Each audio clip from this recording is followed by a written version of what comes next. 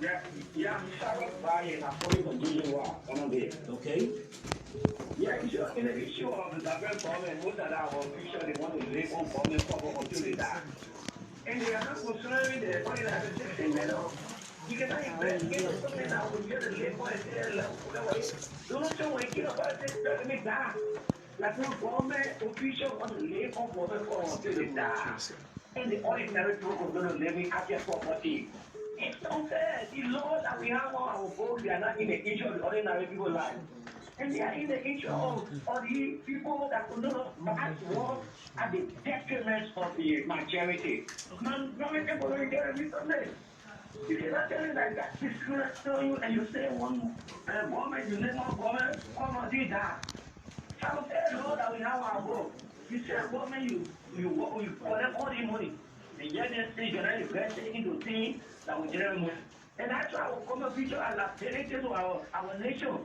Because they don't create. If you go play to Ghana, when the government future says government for 4 years, it may go in France and go live there.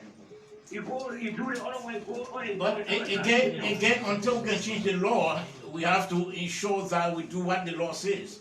These laws are only good at they are not in the nature of the masses. That's what main point. Okay, many thanks. I really appreciate your time this evening on the nighttime heat. Okay, so we've entered another dimension of the program.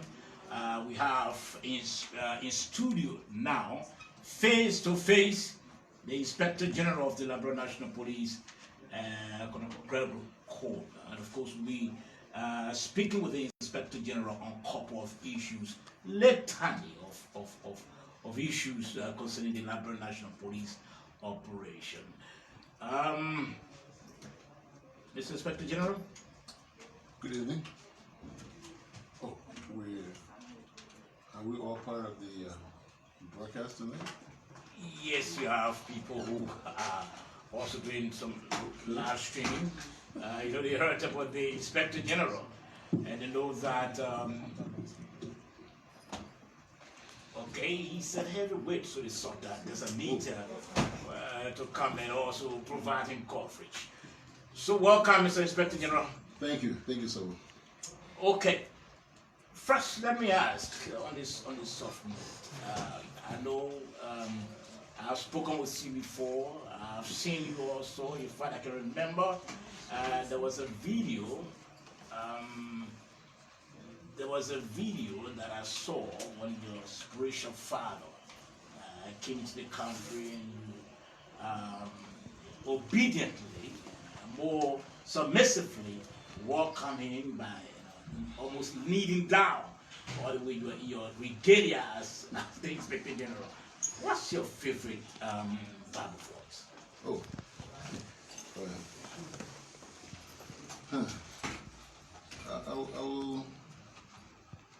I will look at in these times Psalm 37 verses 25 to 26, and it says, I have been young and now I'm old.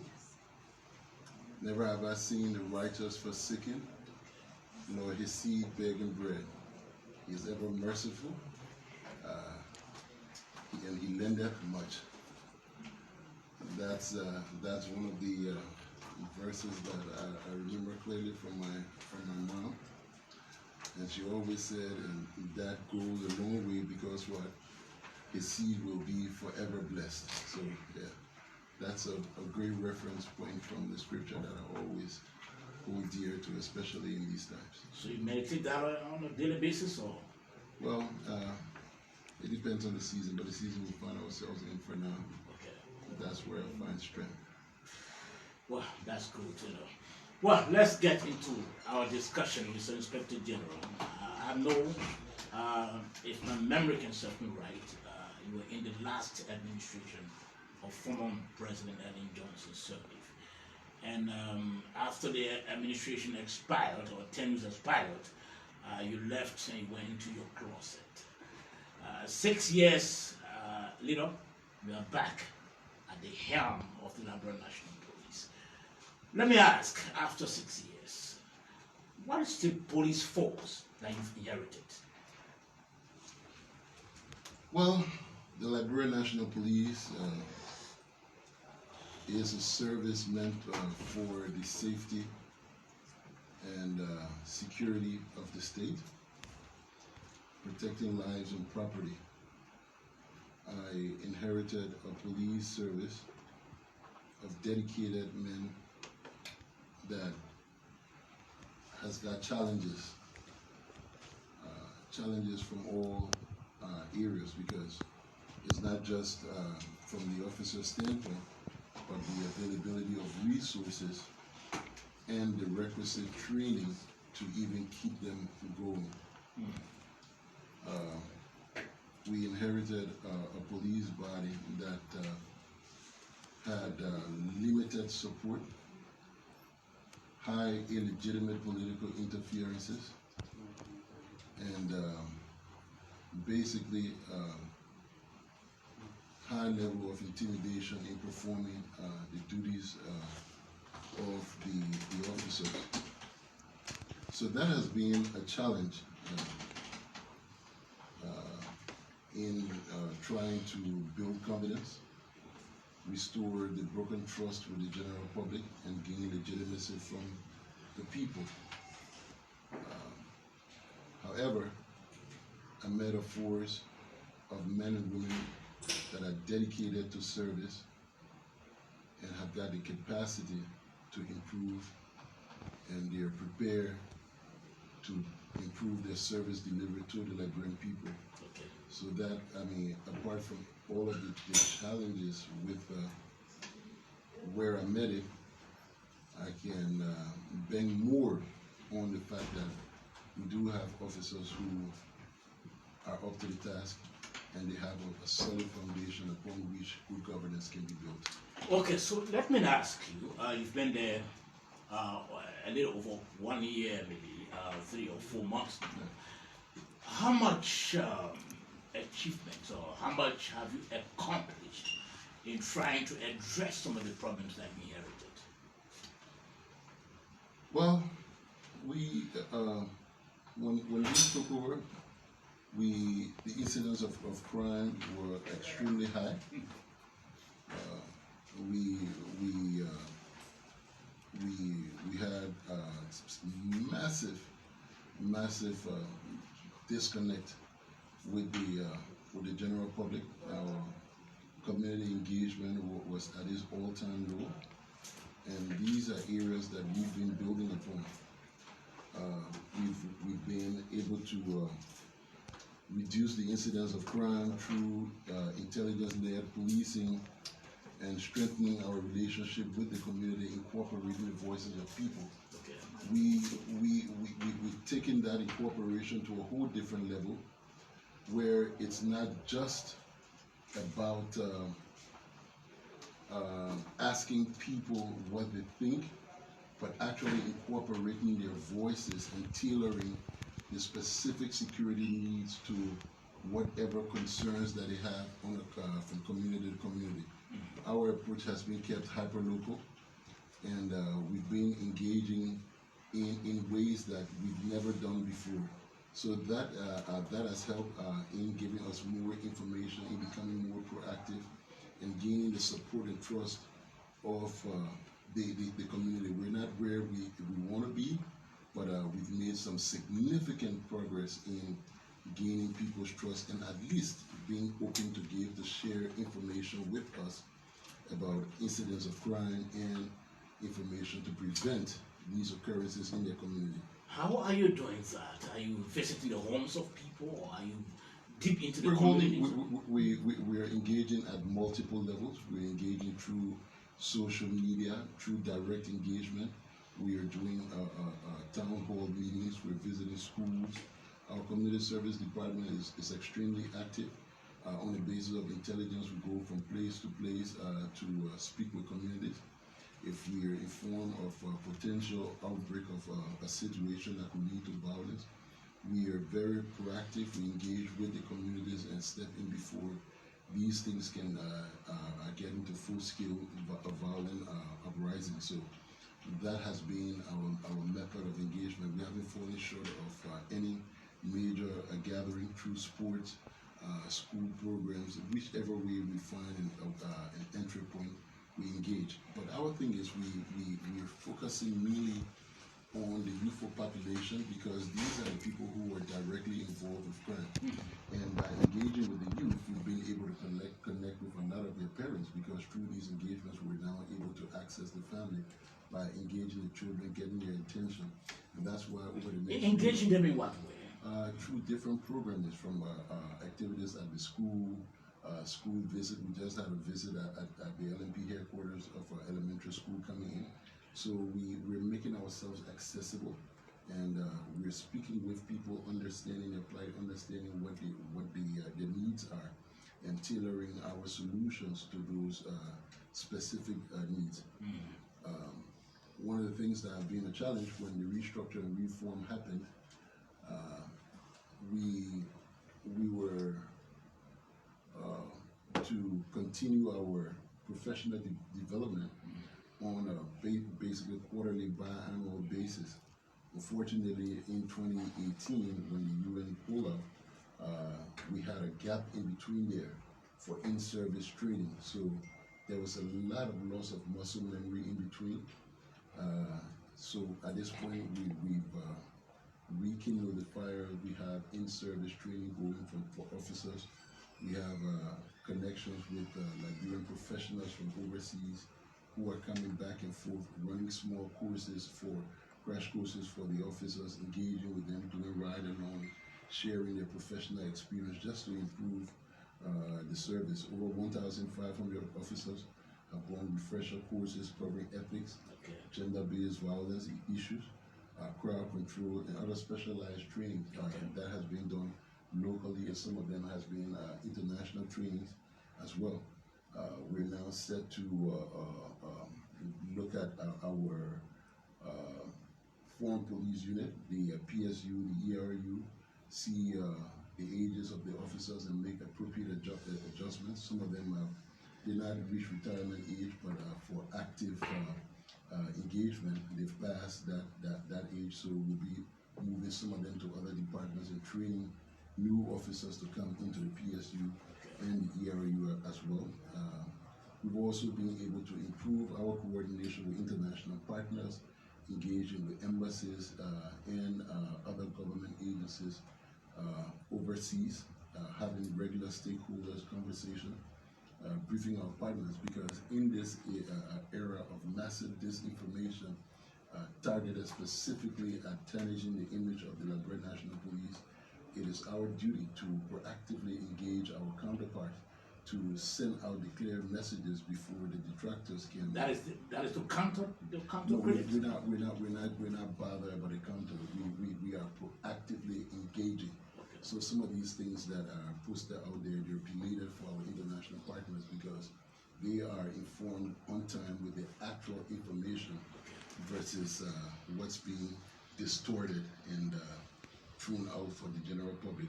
When they do that, we react to it because we need to inform the public about these myths and disinformation that's ongoing, that's just meant to undermine the efforts of the men and women of the police. So I mean, it's not that we really believe or care about what they're doing, but it's the fact that we are answerable to the Liberian people whose minds that they try to corrupt every time with these wrong pieces of information. So we do some responding to them, but most importantly, our key counterparts are already informed about these occurrences before they're even able to misinterpret it. We've been able to increase female participation at a more strategic and senior level. We have more senior commanding officers as female. We've increased the number of the percentage of female even at the regional command level, which has never been done before. We've reached an all-time high in getting female in senior level jobs, and we're looking at even getting way more over the next few years.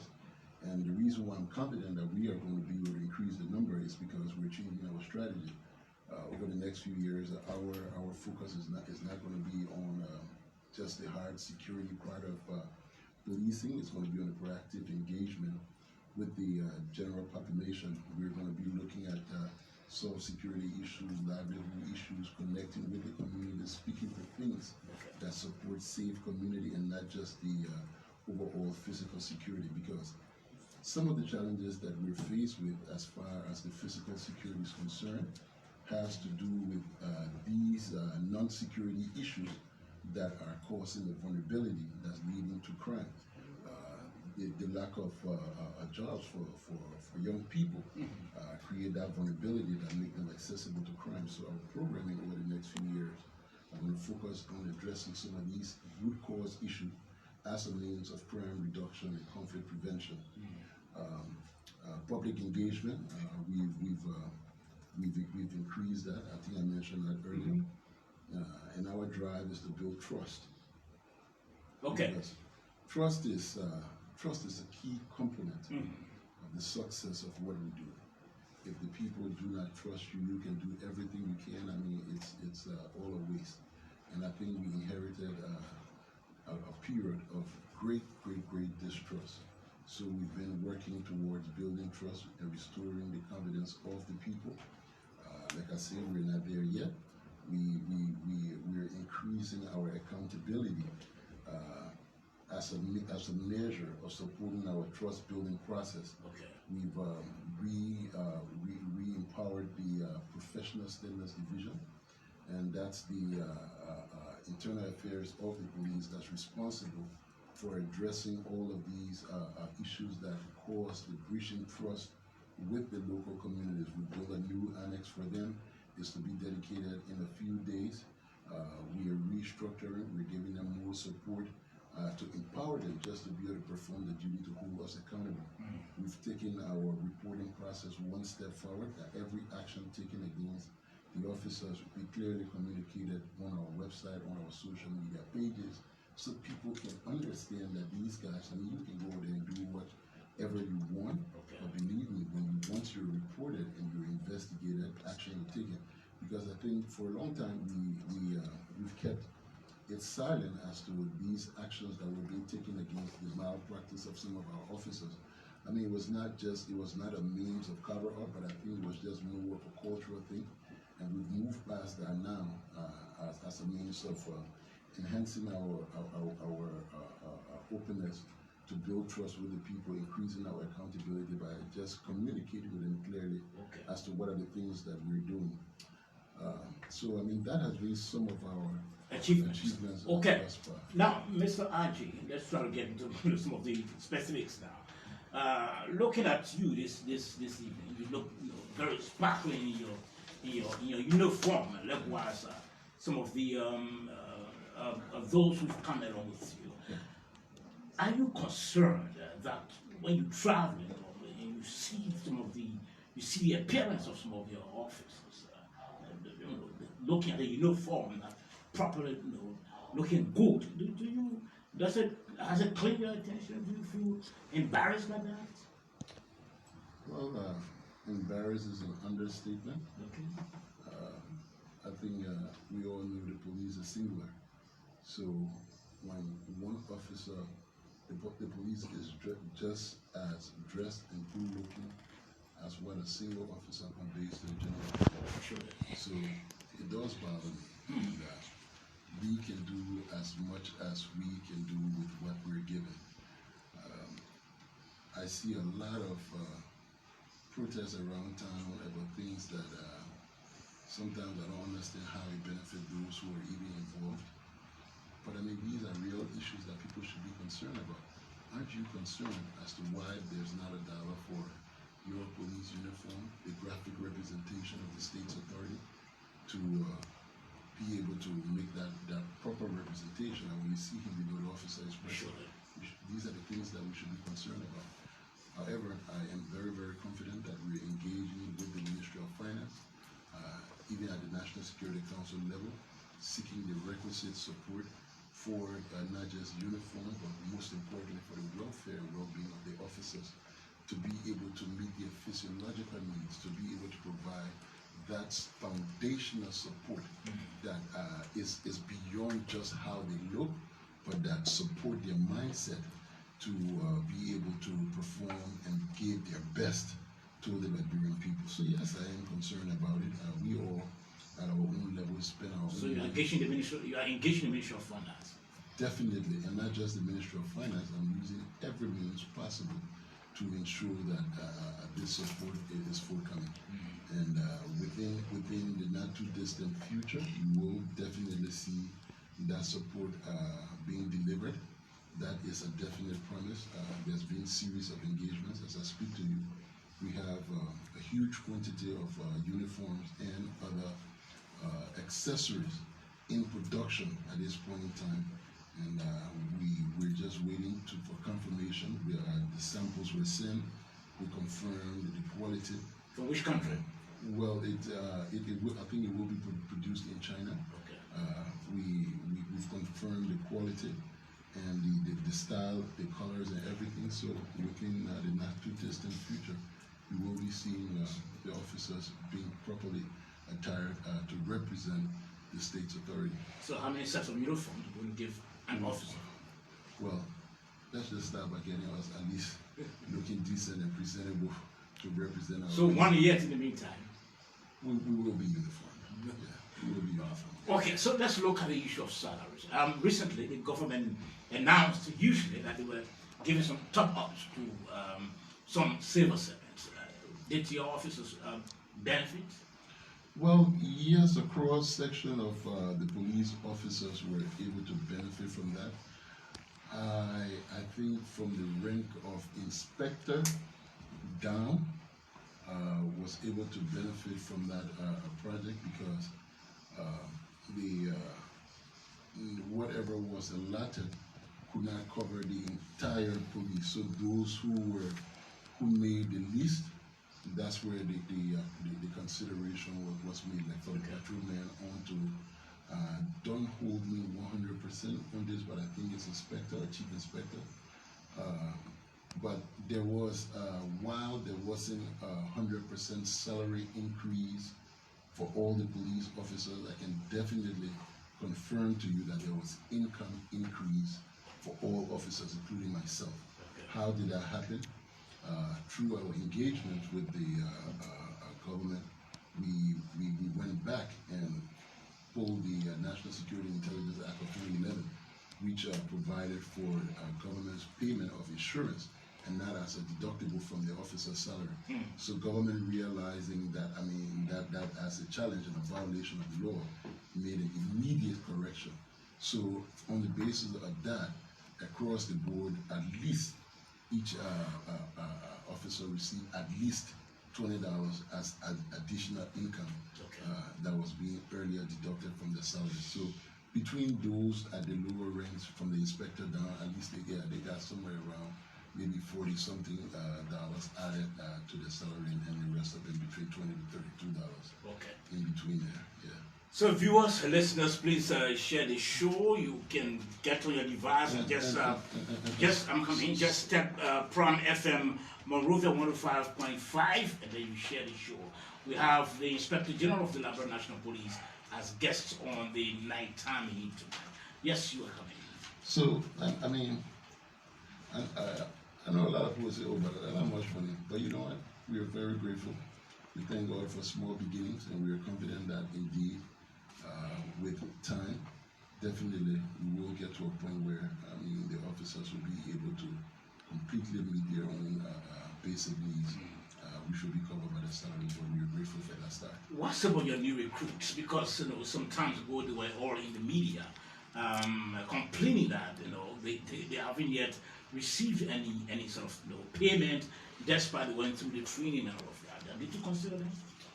So, government is continuing as the Inspector General of the Liberia National Police that take full responsibility for what they went through. But I can tell you it was an error on the part of administration. When these officers were recruited in 2023, they were not considered and not factored in the budget for 2024. So when it was done and rolled out, we realized that these officers, that there was no appropriation made, even though they had graduated and were serving. There was no appropriation made for them. So we went back and forth on it, and we had to wait until we could get it all sorted. In between there, we were able to get some compensation for them because they were still considered as being on field training, and they got fully employed as of January 1st of this year. I think they all have their 2025. Yes, they all have their full employment letters now, and they've been given their salaries. The good part about it is they walk in at a point in time that they've met the patrolman at the highest level yet. So they walk straight into benefiting from what I just described. Okay. So they didn't even get the taste of what the other officers were complaining about. But howbeit, they are fully active. They're being deployed in different counties and in different units providing police service. What's the size of the police budget? Well, the police budget is around $23 million, out of which... a lot of money, and yet you're still crying foul. That may sound like a lot of money, but when you subtract 17 million from there for salaries, you're left with basically nothing. It's a personnel-based budget. Once you pay salaries. So how much do you deduct for salaries? Well, salary it's somewhere around 80-something% of the budget for salaries, and the rest is for goods and services. And so when you start to break that up, to look at everything else that you have to do, I mean, you can just see already the challenges there. When you compare it with budget for some little cities that have got only 5,000, 10,000 person in other countries, I mean, it's nothing. But we've been able to do a lot with whatever little we've been given. Basically, doing everything with nothing, and continuing to engage to get support from other angles. We've been extremely aggressive in engaging other foreign partners, looking for support outside beyond just the budgetary allotment, and we've been gracious with support from a lot of our partners and other commitments as well to come in and further strengthen and improve the service delivery of the Liberia National Police. One thing I can definitely announce here: a full reform is on its way. We're working closely with UNITAR, the United Nations Training Institute. Hopefully by early next month, they will be in town, where a presentation will be made to the National Security Council and then to international partners as well, looking for the needed support to drive that reform process. And it is our hope that with that reform coming online, it will be able to address most of the concerns that the public has got about police service delivery and the overall performance and behavior of our officers as well. I would like to use this medium, like I always do when I have any opportunity, to apologize for where we may go wrong. Dealing with human beings on a daily basis, especially in this unique and special Liberia, is something that, I mean, it's almost impossible to not have some of the challenges that we do have. We acknowledge that there are bad apples. We continue to weed them out, but I also must commend the men and women that the overwhelming majority of them are patriotic citizens, peace-loving citizens that have dedicated their life to serving the Liberian people, and we remain committed to doing so. Our commitment is to ensure that at least what we call the weak law, everybody in the say, oh, the law weak, the law weak. But this weak law is never really being enforced. But this time around, it is our commitment to ensure that we bring those letters alive. Laws will be enforced in this country, and order will be restored. Every day you look at a society, I mean, it becomes hopeless when you see how people have just become brazen about their wanton disregard for the rule of law. I mean, that's not how patriotic citizens should behave. So it is our responsibility as law enforcement officers to enforce what's on the books. We're reviewing what's on the books, and we're enforcing it. If you were just maybe invited, as you're speaking now, if you're invited, maybe tomorrow or a day after to a cabinet meeting and maybe ask about the cabinet as to how much you would think a budget of the LMP will make the LMP more functional? Well, that depends on it depends on a lot of factors. I could throw out numbers over my head right now if I'm just looking at just the salary component to if we were okay, we're not even going to ask for special salary for police officers. We'll only request that police officers and the police organization be paid in accordance with the civil service standards. Okay. We're not asking for any special salary scale. We're just saying, pay us just as you pay other public servants. That would be my first request, because I mean, when you do the adjustment there, that number become, I mean, when I just roll it, okay, you'll be like, oh, why are you asking for all that money? So if you're say something so we can hear. So if you're able, let's keep it at that, commensurate our payment with civil service, and then as far as good as maybe 50 million will help. 50 million could be it could provide us some good comfort. Yeah. It could change our service delivery within the twinkling of an eye. Yeah, that could take us a long way. Okay. That could definitely take us a long way, especially with the compensation of the officers, providing housing for them. The police, I mean, with the salaries and stuff the police officers make, I wish they had barracks and stuff to help to accommodate them. I wish they had schools that would help, you know, to take some of the burden of them to take care of the children. I wish they had a hospital as well, like in most of our neighboring countries around here. So with that kind of money, I mean, we could do a lot. I mean, we could bring a massive transformation, increase the number of officers that we currently have, because at this point in time, in order for us to meet international best practice, looking at police per person ratio, we will need to have about 12,000 officers. And at this point in time, we're around 5,000. So that's a huge gap in between. 5,000? Yeah. So how many do you have in each county? Well, it varies from county to county. I can tell you this much: in some areas, the police per person ratio goes as high as one police officer to 4,000 plus citizens, and that's not good. International standards would be around 1 to about 750. So even if we have 1 to 1,000, we would still that would mean a lot. And I mean, the deployment skewed for so many different reasons. Accommodating the officers outside of Monrovia is a challenge. Like you have the police support unit. If you're sending them out in these areas, you need to have barracks and stuff to hold them. We don't have any barracks outside. We have few officers at the regional hub because that's a facility that can keep our officers. But I mean, these are things that what you're talking about. These are some of the things that you will have to address to be able to balance the deployment, so as to just be able to provide the services for the people outside of Monrovia. We have issues of officers staying on their assignment because of the same welfare issue, difficulties in the hard-to-reach counties like Riverside, Grand Crew, and other places. So these challenges are real, and that's why we. So if I were to ask you from the top of your head, how many officers do we have in Grand Crew? Where I come from? Well, I won't give you the numbers unless it was 4 or 5 present. You have way more than that. Oh, You have way more officers than that. There's no county that you have only 4 or 5 officers. Okay. I mean, you don't get me wrong. There are times that we have desertions in the county.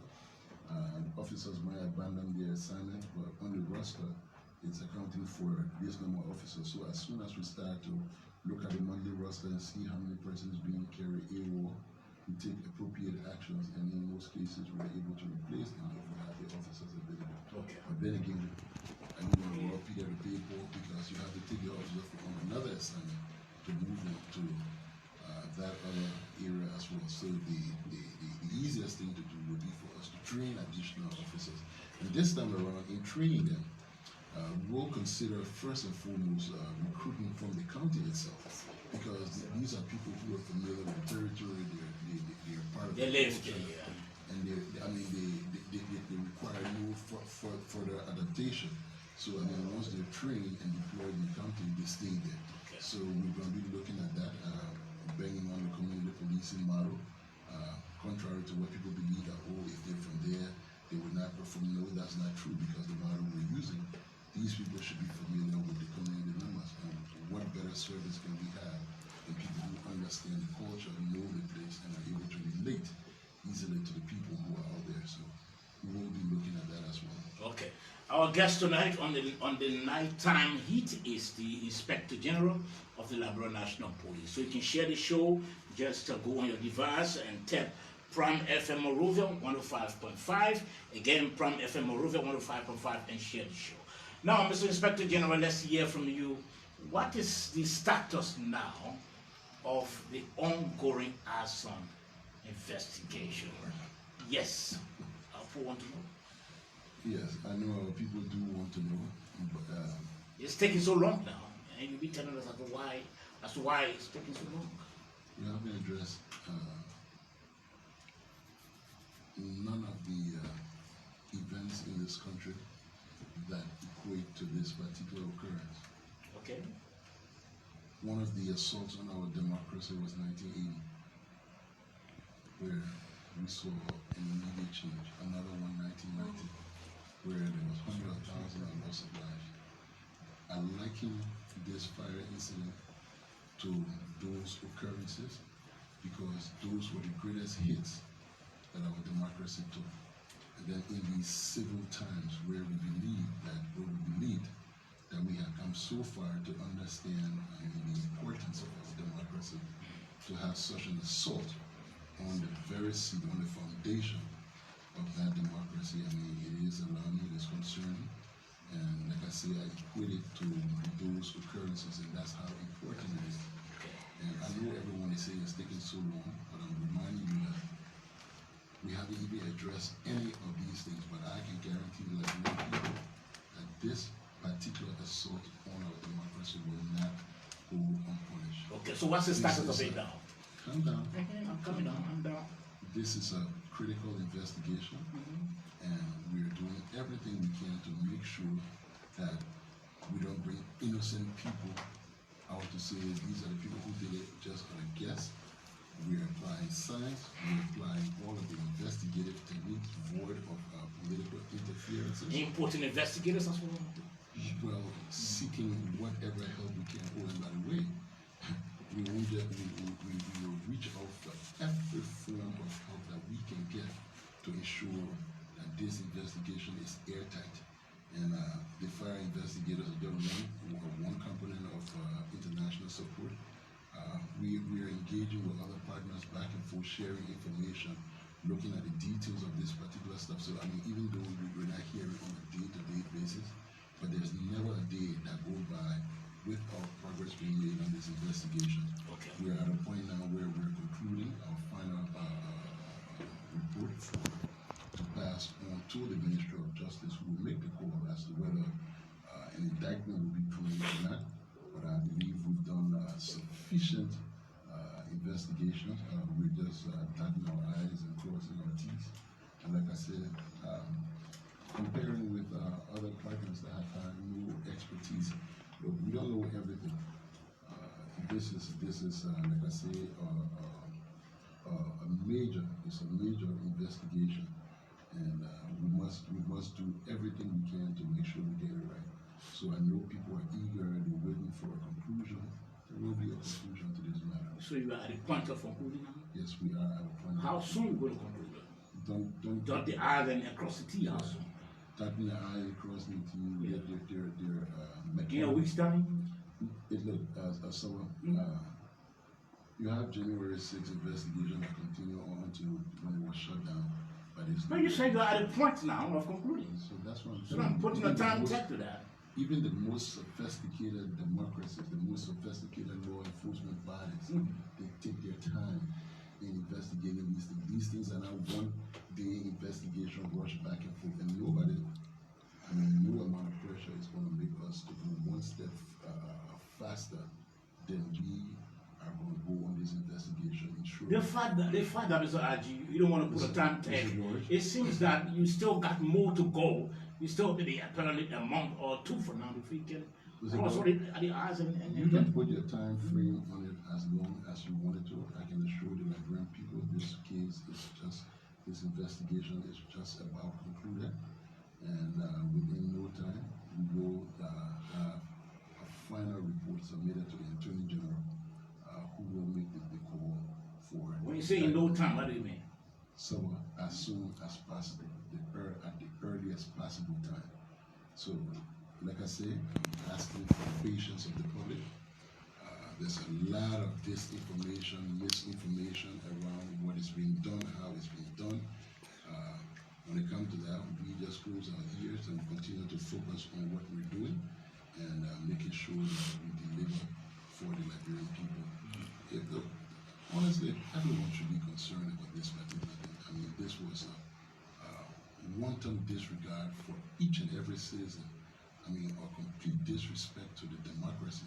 And then somehow, people who have gone ahead and disrespected every last one of us by desecrating the seat of our democracy want to stand on the same democratic values after we just desecrated it and be demanding that things be done in your own timing and how we want it to be done. No, we're going to work in accordance with the law. There's no law being violated by us taking our time to meticulously deliver to the Liberian people an airtight case that will go through the court system, and we know that will definitely get conviction. People will answer. President, since you started this investigation, investigating in connection to this whole arson situation, how many persons? Well, we've had a lot of people come through our wall. I mean, maybe probably almost 50 plus. Some of them, I mean, we've spoken with them. We didn't see connection, and I mean, so the investigation is not limited. Tomorrow we could have new news that will be found. So we've engaged a lot of people using different means of looking at who was important to speak to, and trust me, this investigation is void of politics, regardless of what people think. And look, Liberian people, I understand the fact that people believe that these things are always controlled. This investigation, look, I've never gotten any call to demand me to take this investigation in any direction. We've been following to the letter. Are you serious? My favorite scripture. I'm a married man. I have my own. So if we're asked to to turn things around, I swore on the Bible and took an oath to perform this task. okay. I don't think I'm ready to compromise it in that regard. And I would never do that. I would never compromise it in that regard. So when I sit and face the Liberian people, I don't care how bad the police may be in their doings. I always speak exactly what the truth is, because I've learned in this career to cover one lie, just get ready to never end lie. Because you will need another lie and another lie and another lie and another lie. And then, I mean, people that you've ever worked for. We have our families. This is our home. I mean, we have to leave here tomorrow. I mean, one thing, people are not used to even seeing the police going this far. The reason why a lot of people are complaining is because they believe this is one of the things that are going to be a 2-week thing and was going to be dropped and forgotten. No, we're not forgetting it.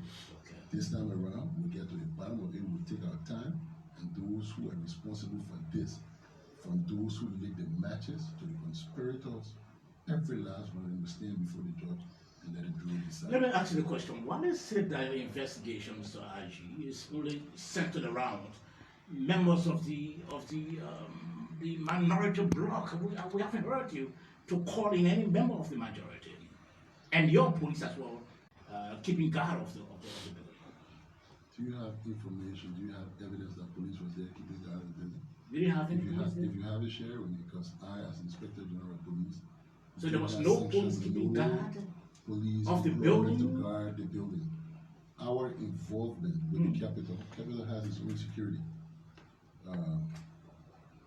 On the days of sitting, because of the ongoing at the Capitol at the time, we deploy on the external perimeters to ensure that only lawmakers and the staffers enter, because there were hoodlums and other criminals that were being transported in and out of there to cause the violence within the premises of the Capitol. So the police was always on the external perimeter, covering them for as long as they stay there. So deploy in the morning, in the evening when both blacks leave, we leave and go back, and the Capitol Building security continue to take care of their premises. Okay. There was one night we did intervene at the Capitol, and that night it was on the basis of the intelligence that that building was under threat for an arson attack. And that was how the police went there that night and deployed, made sure we did all our search, our sweep. When we were able to neutralize the threat, we left and turned it over to the Capitol security. So no police On the officer night is of the fire, there was absolutely no police officer assigned at the Capitol. It was only Capitol Building security. Okay. So why are you always inviting the majority, minority bloc members? We've been speaking to a lot of people. Those who we have invited, we are named as people, persons of interest. We send it to the House, and those are the people that we've been talking to from within. Are some of those people part of the majority bloc? Well, I don't know them per block. I know them on the basis of the fact that I'm looking at people of interest. I know that they're members of the legislature. So we wrote the speaker, we wrote the clerk of the House, informed the clerk that these people were people of interest and that we needed them for investigation. And they have been quite cooperative. I must commend them. There's never been a time that we've placed a call asking them to come in and they have not shown up. Okay. I mean, in the case where for reasonable time and based on when the call is placed, we all make adjustments as to what time we can come in.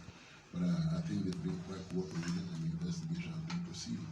So I'm not calling them on the basis of their block. Okay. I'm calling them on the basis of their interest to the ongoing investigation. I'm not even looking at them from the standpoint that these are legislators, members of the legislature, but rather persons of interest to an ongoing criminal investigation. It was reported, Mr. Aji, that some of those you investigated or you invited for investigation appeared in the cell of the National Security Agency and they claimed torture. Are you concerned that you arrested anybody and maybe the NSA came and took that person over and put them in their cell? Are you aware of that? Firstly, I'm not concerned. Okay. I'm not concerned about that disinformation because I know it's a complete lie. Okay.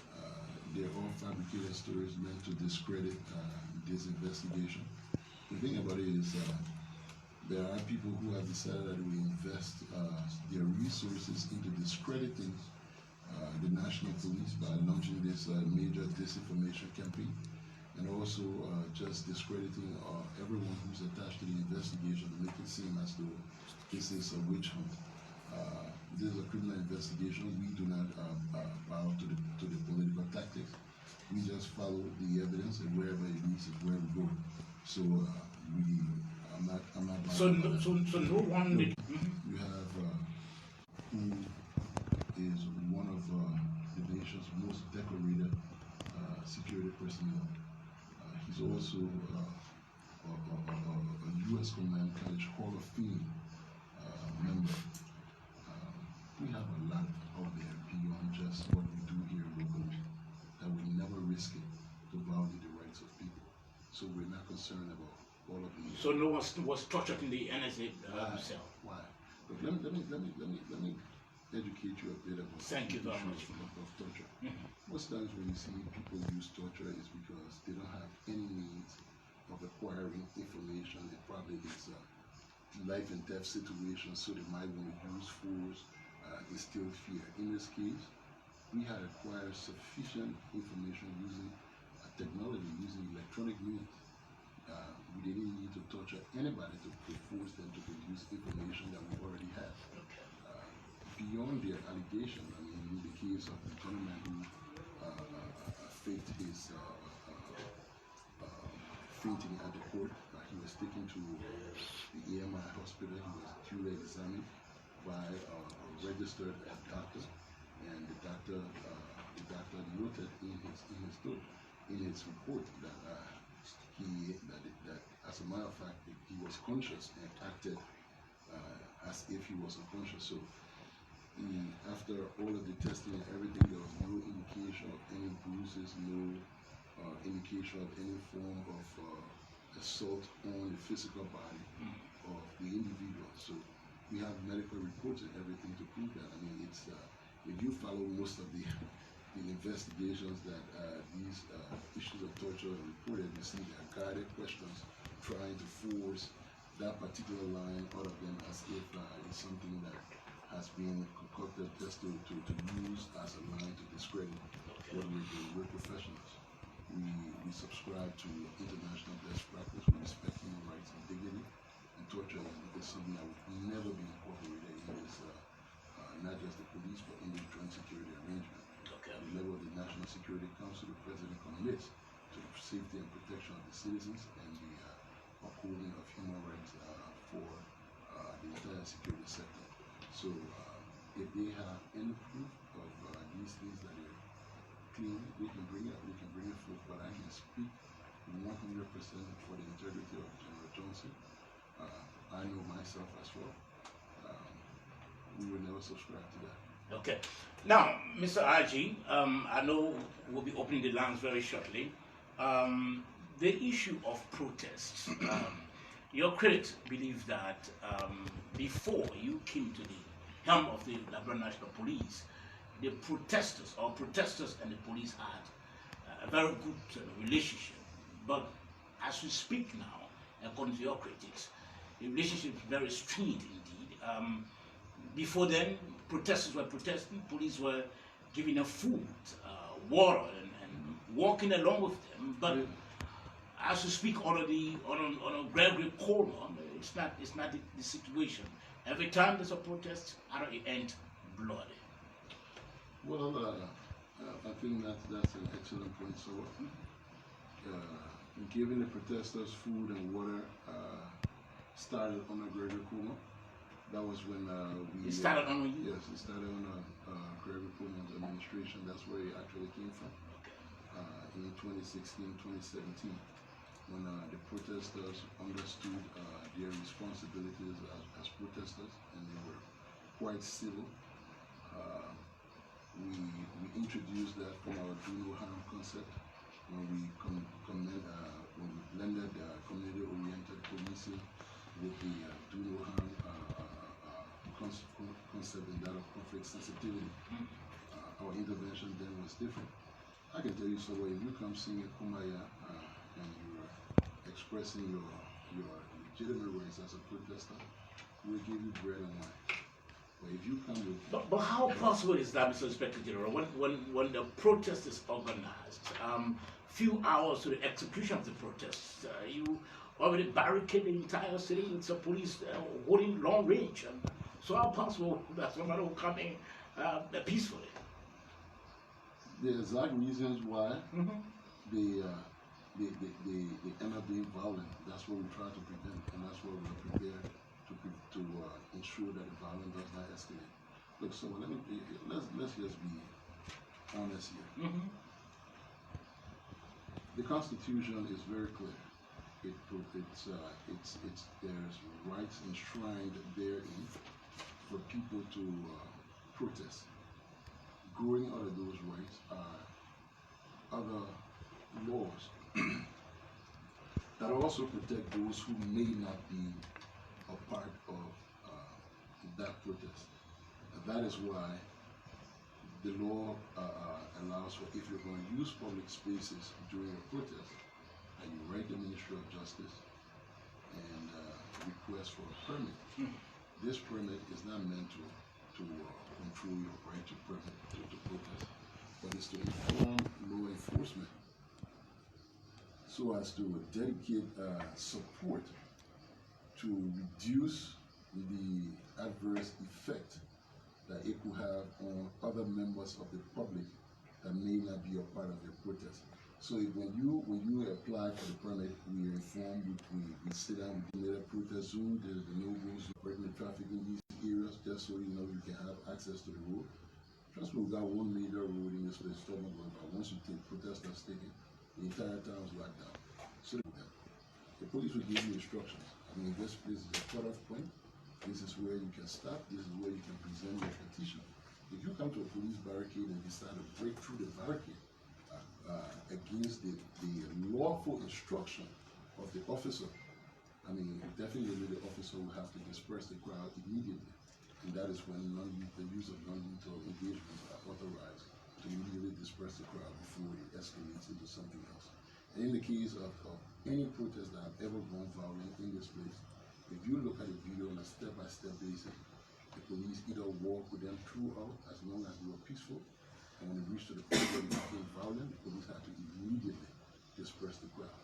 And these people who you're talking about, that you're now claiming that they're a bunch of peaceful citizens, the law, Umaya, and the police assault and get blooded, as to what they did to the police officer. Beat him up, left him for dead, and took his firearm. These are not peaceful protesters. As such, you have to use the use of force on them accordingly to ensure that they do not escalate that violence so that it doesn't disrupt the normal activities of the state. And that we will have to do every time a protest goes violent. But as long as they remain within the confines of law, we will be there to guide them and make sure that we provide the necessary resources to ensure that their voices are heard. Okay, shortly I'll open the lines. But finally, it's trending on social media about the death of a young man who, according to reports, is an auditor from the Liberia Revenue Authority. His body was found. Do you care to comment? So we're still looking, we're so far so good. It's my understanding that it has to do with a mob action. So the CSD are trying to trace a couple of people, the community he visited, the person he visited, and follow up on some claims and counterclaims that have been made. As of yet, I cannot directly speak to where we are with it, but I know that an investigation. No arrest has been made yet. I cannot confirm that, but I know we have persons of interest that would like to speak with for more information as to where he went and how this sad event unfolded. But you see, this is where the society have come to, just outright violence. As soon as someone declares someone a criminal, you don't even give them a chance to go through the criminal justice system to even get to the court. The next thing, everybody's taking the law in their hand and getting innocent people wounded. I mean, we don't have the full details yet, but I mean, it's around basically one of those incidents where it was just quite an unfortunate occurrence. However, we are working to get those persons of interest and continue to talk to them. I am sure that there are updates for me on this matter, and if I do see anything in my feed before I leave from here, I will comment on it further. But so far so good. We're looking in getting some person of interest for information purposes.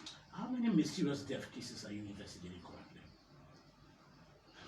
So I think You don't have the I records. don't have the numbers in my head, but all of we're More looking than 100 deaths? We're looking into all of the unsolved murders that have been in this country. The cold case unit, in some cases, some of the documents were intentionally taken away in most of the suspicious deaths. So we're building some of those case files from scratch.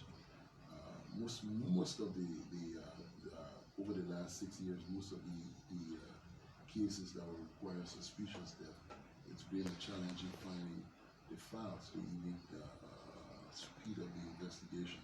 But we have some really good officers. We have some people who are cooperating. So those files are being built. Whatever little has been found, we're accessing them. But we'll give an update very soon as to where we are on a case-by-case basis. But we're looking into a lot of unsolved crimes in the country. Okay, so Mr. Aji, let me take a few calls quickly before we take leave of you. 0778-460-793. Again, 0778-460-793. Let's take this first call on the line. Good evening. Good evening. Yes, sir. Good evening. Yes, sir. Let's hear from you. Yeah, I'm Transfer calling from Congo Town. Okay. Yes, so thank you for the show. You asked the Inspector General some serious question, and I must commend you for that. You asked him, you said, why they are only arresting members of the minority bloc, but the FUMO, we couldn't really answer it. Then why the speaker chair and the speaker chair put to people from the capital building. You understand me?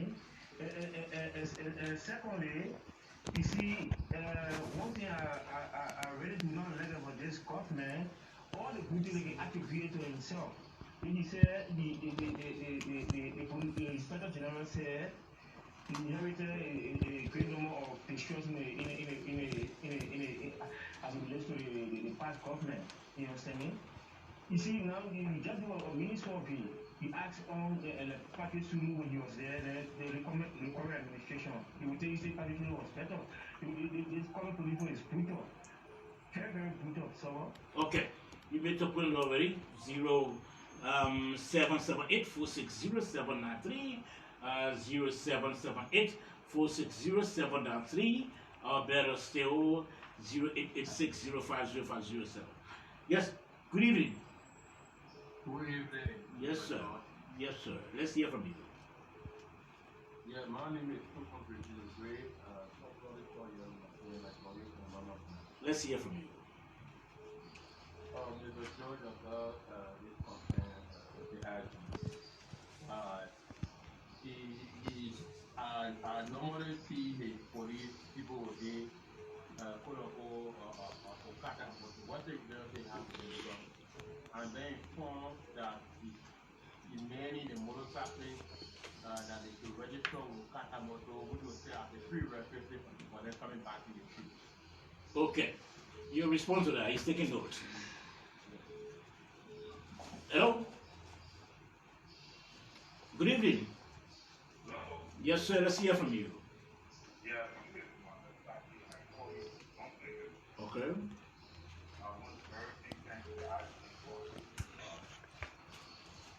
Clarity given to the public, we will commend him for what he said and how far this is going.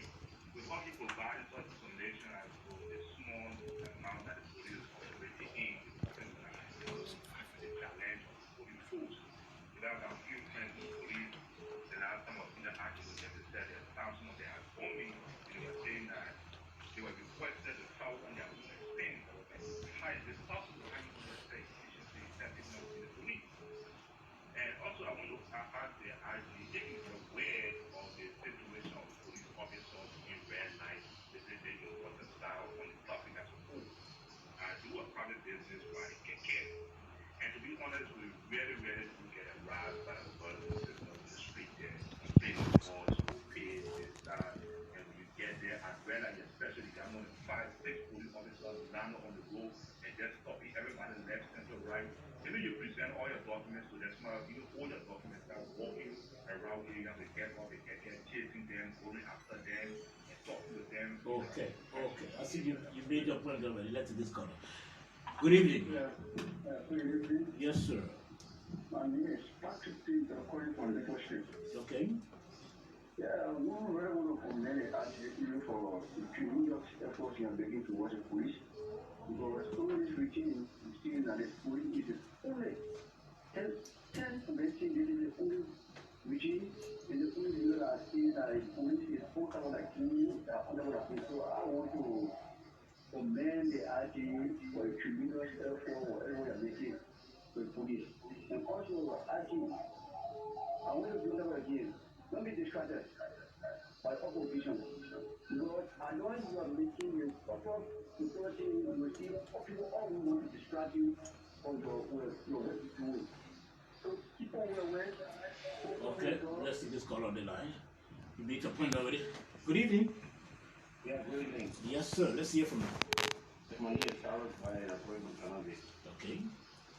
I want to listen to your hidden guest. I want to hear from the RG.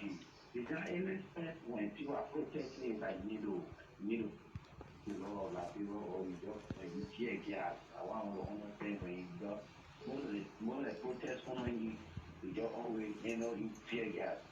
So Okay. Let's see this caller. He already understand what you're trying to say. Good evening. Thank you. Yes, sir. Yes, sir. Yeah, my name is Michael. I appreciate General Gregory Coleman for a hard work. He brings transformation when it comes to Liberia National Police and the But I have a question. How can police, men or police, women, so all man should be a partner and community people police in the world. How can people really complain? Their complaint will be made to professionals. And so many times we see them collecting money for therefore get out on the street. How can we be told this all professional police officers to professional stand-up? And you know what? We won't complain them. Okay. Let's take this caller. Good evening. Thank you. Question. Let me say good evening again. Okay. Thank you. This is William Project, and I've been in this conversation. And let me say good evening to the General of your Gregory Coleman. Mr. Coleman had put our work regarding the Liberia Police, supervision rule, I think it is unique. But I have a question regarding the traffic violation. That is if we have to travel validate the traffic, and you will not see police taking to throw it into their own place, right? They will rather get on motorbike to take that this and track them down when they get stuck into the traffic to pull them over. But whenever a motorcycle does the traffic violation, you always see police either beat them with a baton or stop them that maybe they sustain bodily injury. I want to know as to whether there is an existing law for the traffic vehicles that call for that on someone or bodily traffic bodily injury. Thank you. Okay, we'll take 3 more calls and I'll wrap it up. The SB will respond to your concerns. Good evening. Yes, good evening. Yes, sir. Yes, sir. Let's hear from you. Yeah, I want to appreciate the police acting the out of the square back in. Yeah, certainly I want to say that we don't want to worry. Is that anything we can do right now? Now I don't like that. See, now we go through a lot. We need susu. So we appeal the argument. Anything still we can do to get our level to be. We just appeal to win. Very very happy for the. Our fire. We just appeal to win. Okay. Okay. 0778460793. I'll take 2 more calls and then I'll wrap it up quickly. Or 0886050507. Let me take 2 more calls and I'll wrap it up quickly. Good afternoon. Yes, sir. Good evening, brother. Well, thank you very much, Mr. George. Okay. I want to commend the IG for the dynamic work, the very productive work he's doing. You know what he did one of these days on a terror speech. I think where people are someone to criticize government and exercise their franchise. He went there and upgraded that institution. If a very good festive atmosphere to the place. I think it's a human rights based police because no police director that believes in that does not believe in what you could call a right-based policing will ever do that. And we also have to consider one thing, that police responsibility on the current IG because over the last 6 years, people were incorporated in the police before the police director, the IG came, they call it IG. That's why he said over the years, police have not gone for refresher training. So, I mean, we can't blame on him. He's trying. Thank you very much. Okay, let's take this last call quickly. Good evening. Good evening. Yes, sir. Yes, sir. And I mean, good evening to one of our best sons, Colonel Gregory Coleman. My name is Ali Padikoman, met again from the Colonel around the generation here on the street. You know, let me comment. On the IG, we see the work of the police, and we'll get to no police director is competent as well from that big amount. We always let people say for principle. The way you started, and remember, should not cancel them or some of the supporting and including with you how the police directing the traffic before we need to pay 2 hours, 3 hours for year to year. The immigration we need to do. But if we system the police do, if we directing the traffic, if anybody done well, we the driver. Okay, let me take this phone call. I'm sure this call is from outside. Good evening. Hey, Sabo, how you doing? I'm okay, sir. This Abraham Duque was the United States of America in Thursday. Okay, let's hear from you. Let me first commend the Inspector General of Police for his latest elaboration. And Hello? Hello? Well, it seems like one off the line. Okay, I'm sure he may let the call back, but we are not taking any more local call. But if you are watching the show and of course you want to put the calls from overseas, no, we're not taking any local calls at the game. Mr. Inspector General, you can respond to those later need of questions.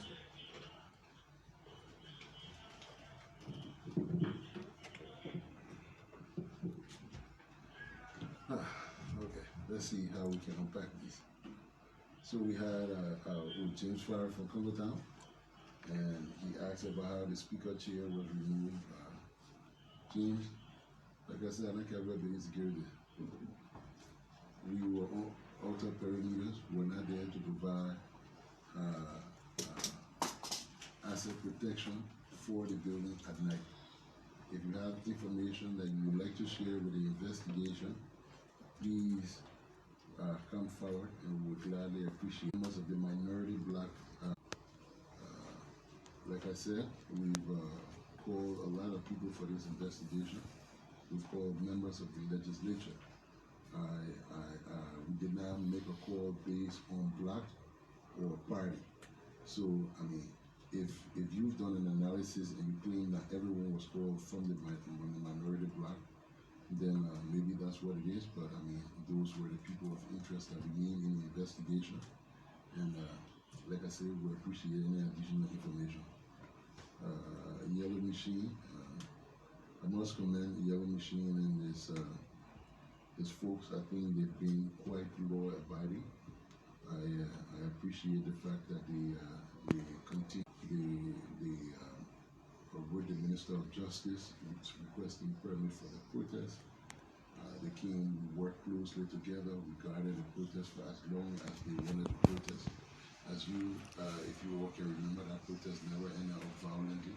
I think 2 or 3 times they came up, no violence, so I must commend them. They also went to the Supreme Court, and we had a conference at the Supreme Court, and their petition was denied. So I must commend them for their respect to the rule of law.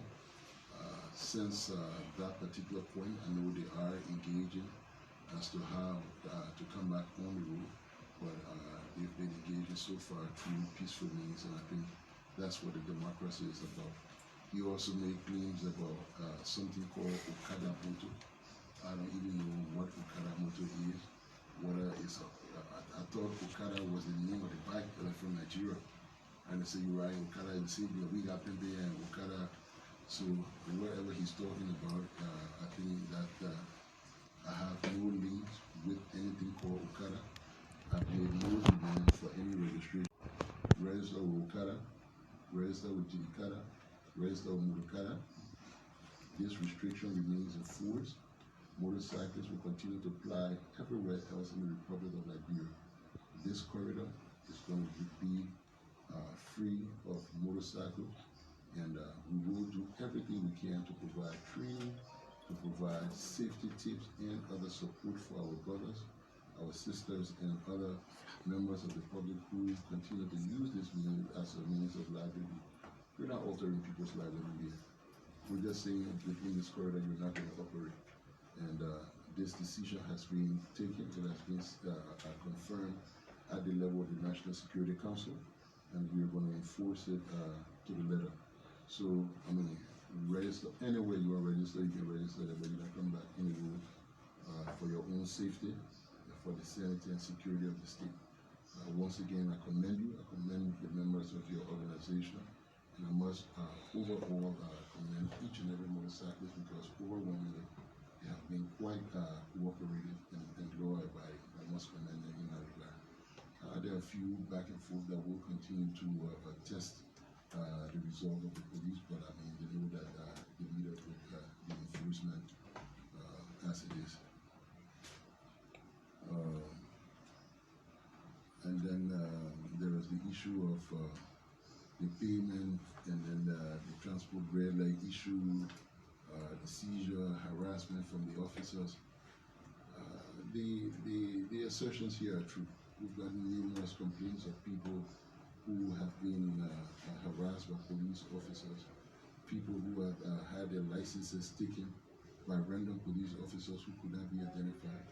But the thing about it is, every time we're able to come across some of these officers who take drastic actions and they are penalized for these activities.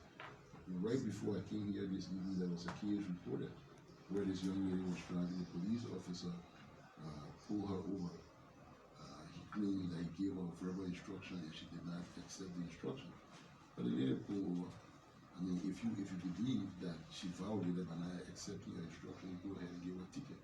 He asked for license, she produced her license, registration, insurance, and everything. And he took her license and just walked away.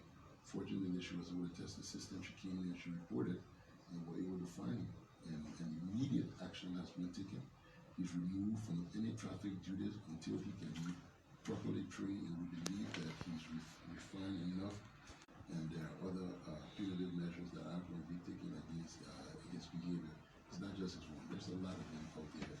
But people need to start to report. I think one of the things the guy said on how can we report to professional standards, I think we need to review our means of reporting these things to professional standards and make it easier for people to be able to reach us or be able to reach some line where they can send messages. I was just thinking, I wrote it down here, and I think we should open a WhatsApp page where people can drop videos of officers and post that number all around. Where you see any inappropriate act of a police officer, you just drop that video in there. And look, we've been following all of the different postings online.